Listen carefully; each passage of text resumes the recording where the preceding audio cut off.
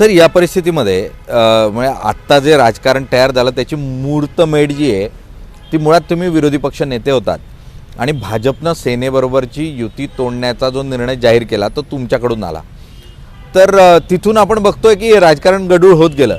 मुळात त्यावेळीची परिस्थिती अशी काय होती की तुम्ही निर्णय घेतलात की उद्धव ठाकरेंबरोबर जायचं नाही, सेनेबरोबर जायचं नाही? असं आहे की हा निर्णय मी घेतला नव्हता. मुळात विरोधी पक्ष नेता म्हणून हा निर्णय मी जाहीर केला होता. या निर्णयाच्या संदर्भामध्ये भारतीय जनता पार्टीमध्ये जवळपास 2 महिने आधीपासूनच ही चर्चा सुरू होती की युती ठेवायची का नाही ठेवायची. मग युती तर केलीच पाहिजे हा प्रवाह होता. पण तो जागा वाटपाच्या संदर्भामध्ये त्या कालखंडात भाजपला असं वाटत होतं की आमची ताकद वाढलेली, आमची शक्ती वाढलेली आहे, त्यामुळे पूर्वीचे जे 117चे जे आकडा आम्हाला दिलेला होता तो वाढवून तुम्ही 140पर्यंत द्या, एक 15-20 जागा तरी तुम्ही वाढवून दिल्या पाहिजे ही भूमिका त्या कालखंडात भाजपने मांडली होती. पण तो शिवसेनेने या संदर्भामध्ये एकही जागा देणार नाही अशा स्वरूपाची भूमिका घेतली होती. नंतरच्या कालखंडात त्याने 2-3 जागा वाढवून देऊ असे सांगितलं होतं.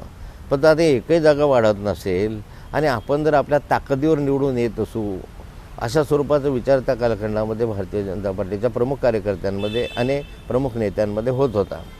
आणि मग अशा वेळेस जागा वाटपाच्या सूत्रावरून एखाद्या दुसऱ्या जागेवरून वाद होणं आणि त्या जागेवरून युती तुटणं एवढं सहज सोपं नव्हतं. परंतु भाजपमध्ये ही धारणा झाली होती पक्की की आपण एकट्याच्या बळावर लढून पाहावं.